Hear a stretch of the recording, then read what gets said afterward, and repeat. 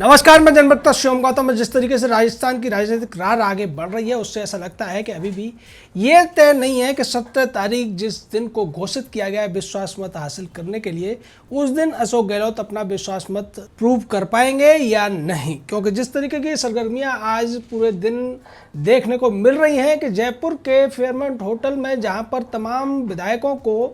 नज़रबंदी और बाड़ाबंदी के बीच रखा गया था, अब उन्हें जैसलमेर शिफ्ट किया जा रहा है। और जैसलमेर शिफ्ट करने के लिए 3 चार्टर्ड प्लेन को लगाया गया है। उसके अलावा फेयरमाउंट होटल से लेकर एयरपोर्ट तक पुलिस की कस्टडी में बसों में भरकर विधायकों को भेड़ बकरियों की तरह से पहुंचाया जा रहा है। इसको लेकर आज राजस्थान के मुख्यमंत्री अशोक गहलोत ने जो बयान दिया उसमें ये कहा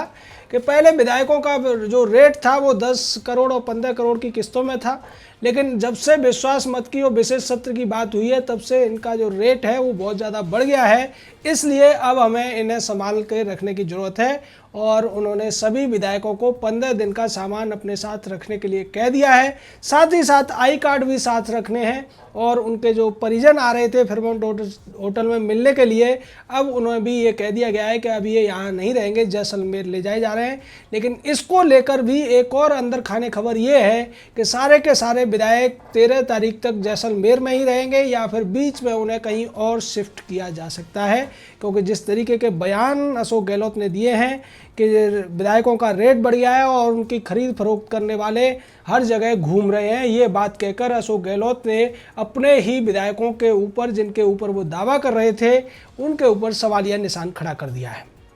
दूसरी तरफ अशोक गहलोत के खिलाफ जिस तरीके से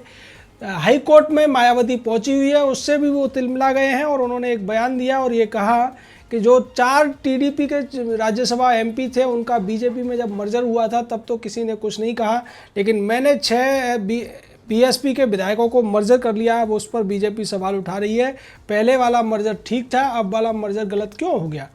लेकिन ये दोनों मामले अलग अलग हैं। राज्यसभा का मामला अलग था, वहाँ पर टीडीपी ने कभी कोई शिकायत नहीं की थी, लेकिन यहाँ पर बीएसपी ने शिकायत की है। और मुद्दा यही होता है कि अगर आपके यहाँ चोरी हुई है, पड़ोसी के यहाँ भी चोरी हुई है, और पड़ोसी अगर उसकी एफआईआर लिखा देता है तो पुलिस पड़ोसी की चोरी की जांच ही करेगी, आपके यहाँ की नहीं करेगी, क्योंकि आपने एफआईआर नहीं लिखाई है। ये छोटी सी बात है जो राजस्थान के मुख्यमंत्री अशोक गहलोत को समझ में नहीं आती है। लेकिन जिस तरीके से वो विधायकों को भेड़ बकरी की तरह बसों में भरकर और उसके बाद चार्टर्ड प्लेन में भरकर जैसलमेर ले जा रहे हैं, जैसलमेर के 2 होटलों को, जेपी मैरियट और सूर्यगढ़ का जो किला है उसके अंदर जो होटल है उसमें 90 कमरे बुक कराए गए हैं, उससे तो यही लगता है कि अशोक गहलोत को विश्वास नहीं है। उन्हें पता है कि अगर इन विधायकों को खुली छूट दे दी गई तो निश्चित तौर पर वो दूसरे बाड़े में चले जाएंगे, दूसरे अस्तबल में चले जाएंगे, जिसको लेकर कपिल सिब्बल ने पहले कहा था कि अभी घोड़ों को संभालो,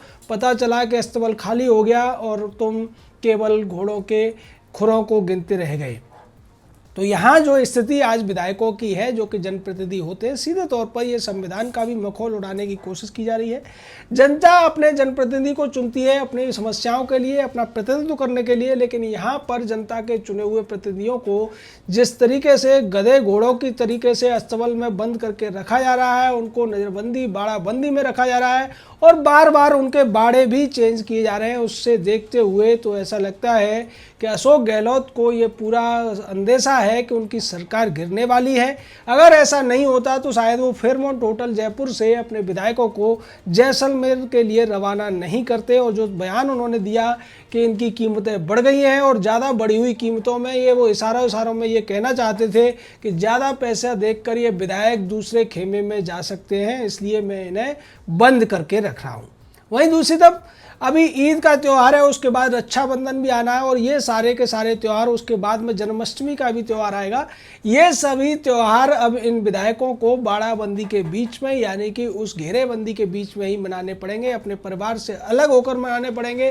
क्योंकि परिवार वाले मिलने आने लगे थे। इसी वजह से फेयरमाउंट होटल को बदला गया है। ये भी खबरें अब सामने आ रही हैं, जिसका सीधा मतलब है कि अशोक गहलोत को न तो विधायकों के ऊपर विश्वास है, न मंत्रियों के ऊपर विश्वास है और ना ही उनके परिवार वालों के ऊपर विश्वास है। इसी वजह से वो बार बार जगह बदल रहे हैं। आपको याद होगा कि कांग्रेस की ये पुरानी परंपरा रही है, ये अपने विधायकों पर कभी विश्वास नहीं करती है। पहले भी जब गुजरात में राज्यसभा के चुनाव हुए थे तो वहाँ के तमाम विधायकों को ले जाकर बंगलौर में DK शिव कुमार की हदबंदी में छोड़ दिया गया था और वहीं से उन्होंने आकर फिर राज्यसभा का चुनाव में मतदान किया था। तो ये जो स्थिति है कांग्रेस की, अविश्वास की स्थिति, इतनी ज़्यादा घोर अविश्वास इसके अंदर हो गया है कि जो बात सचिन पायलट और उनके गुट के लोग कह रहे थे उससे भी अशोक गहलोत गुट में काफ़ी खलबली मची है। और पहली किस्त में जिन विधायकों को भेजा गया है चार्टर्ड प्लेन से, अगर मैं उनकी बात करूं तो उन लोगों में हरीश चौधरी नाम के वो मंत्री भी हैं जो ये कह रहे थे कि अगर राज्यपाल ने तीसरी बार भी हमारा प्रस्ताव नहीं माना तो हम तो कहेंगे कि CRP भेजकर हमें जेल में डाल दो। यानी कि उनमें वो लोग भी शामिल हैं जो इस बाड़ाबंदी से मंत्री होते हुए भी बहुत ज़्यादा परेशान हो चुके हैं और इस बाड़ाबंदी को जेल से भी बदतर मानकर चल रहे हैं। हरीश चौधरी के अलावा विधायक रामलाल जाट, प्रशांत बैरवा, गोपाल मीणा, भरत सिंह कुंदनपुर, रीटा चौधरी, रूपाराम, दयाराम परमार, कांति मीणा, राजकुमार गौड़, दीपचंद खेरिया, राकेश मीणा, ये दीपचंद खेरिया वही हैं जो बसपा के जिनकी तरफ अभी तलवार लटकी हुई है और 11 तारीख को इन्हें कोर्ट में जवाब देना है। इसके अलावा रामकेश मीणा, महेंद्र बिश्नोई, दानेश अवरार, राजेंद्र गुड़ा, ये भी बसपा के ही विधायक हैं, रोहित बोहरा, हाकिम अली, इंदिरा मीणा, मीना कंवर, गिरिराज सिंह मलिंगा, ये वो हैं जिन्होंने बयान दिया था कि सचिन पायलट ने मुझे 35 करोड़ रुपए बीजेपी में जाने के लिए ऑफर किए थे। अमीन काजवी, जौहरीलाल मीणा, महादेव सिंह खंडेला, पद्माराम मेघवाल, अशोक बैरवा और खिलाड़ी लाल बैरवा, ये पहली फ्लाइट से रवाना किए गए। तो आप समझ सकते हैं कि बसपा के सभी विधायकों को एक साथ नहीं भेजा गया है। यानी कि अशोक गहलोत जो विधायक हैं उनको उनके गुट में भी नहीं रहने दे रहे हैं, क्योंकि उन्हें लगता है कि अगर वो गुट में रहेंगे तो नई योजना बनाकर वो इस बाड़ाबंदी से बाहर निकल सकते हैं। उन्हें अलग अलग गुटों में अलग अलग क्षेत्रीय विधायकों के साथ में रख दिया गया है, जिससे आपस में वो मेलजोल बढ़ाकर कोई बड़ी षड्यंत्र या फिर किसी योजना को उनके खिलाफ कामयाब न बना पाए। तो ये ऐसा बात है जो कि कांग्रेस पार्टी के उस विश्वास की हवा निकाल रही है जो कांग्रेस ये दावा करती आ रही थी कि उनके पास 102 विधायकों का समर्थन हासिल है। और अब इसमें जो बात सचिन पायलट गुट के हरिराम चौधरी ने कही थी उसमें भी दम नजर आ रहा है। उन्होंने ये कहा था कि 12 से 15 विधायक हमारी तरफ आने के लिए तैयार बैठे हैं। एक बार अशोक गहलोत अपने बाड़ाबंदी को थोड़ा ढीला कर दें तो वो सारे घोड़े इधर भागकर आ जाएंगे और अस्तबल बदल देंगे। इसी से डरे हुए अशोक गहलोत और इसीलिए उन्होंने 90 कमरे सूर्यगढ़ पैलेस में बुक कराए हैं और JP मैरियट जो होटल है उसके अंदर भी तमाम कमरे बुक कराए गए हैं। तो सीधे तौर पर अब अशोक गहलोत ये मानकर चल रहे हैं कि बाड़ाबंदी ही उनकी सरकार को बचा सकती है। लेकिन जिस तरीके से राज्यपाल ने 21 दिन के समय की बात की थी और पहले प्रस्ताव के वापस दिए जाने से भी 21 दिन 14 अगस्त को होते हैं, तो 14 अगस्त को विशेष सत्र बुलाने की बात हुई, लेकिन 14 की बजाय 17 तारीख को विश्वास मत की बात कर रहे हैं अशोक गहलोत। और इसी को उन्होंने कहा है कि वो विश्वास मत हासिल करेंगे 17 अगस्त को। यानी कि 17 अगस्त तक अब उन्हें इन घोड़ों यानी कि अपने विधायकों को बचा कर रखना है। और इसमें एक और बात, जिस तरीके से वैभव गहलोत के साथ CP जोशी करते नजर आ रहे थे कि अगर 30 विधायकों की संख्या उनसे दूर हो जाती तो उनकी सरकार गिर जाती और वो हाथ मलते रह जाते। अब ऐसा लगता है कि ये 30 का आंकड़ा लगभग सचिन पायलट यानी कि उनके विरोधी खेमे के पास पहुंचता हुआ नजर आ रहा है, जिसकी वजह से अब वो लेकर रवाना हो गए हैं अपने इन सभी विधायकों को और बाड़ेबंदी की जगह उन्होंने बदल दी है।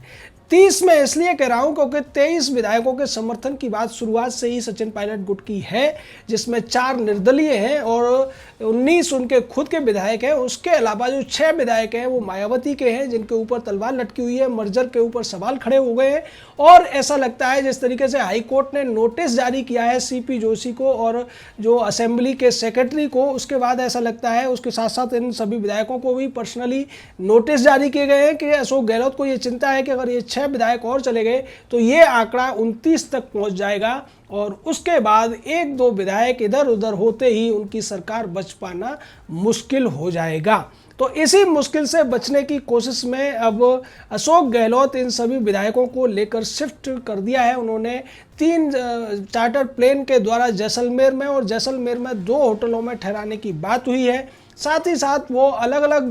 दो दर्जन एक एक दर्जन विधायकों के ऊपर उन्होंने अपना एक एक खास आदमी रख छोड़ा है, जिससे अगर वो कुछ भी ऐसी गतिविधि करते हैं तो वो उसकी जानकारी अशोक गहलोत को और कांग्रेस की आलाकमान को मिलती रहे। साथ ही साथ जिस तरीके से उन्होंने कहा कि पहले इन विधायकों के रेट 10 से 15 करोड़ थे, अब ये 20 से 25 करोड़ हो गया है। ये चिंता भी अशोक गहलोत को सता रही है कि ये विधायक 25 से 30 करोड़ के अगर इन्हें लालच दिया जाएगा तो शायद ये दूसरा खेमा बदल सकते हैं। वहीं दूसरी तरफ ये अब निश्चित माना जा रहा है कि जो विधायकों को अशोक गहलोत ने अपने साथ रखा हुआ है उन्हें वो कम से कम 20 से 25 करोड़ रुपए देने की बात सोच रहे होंगे,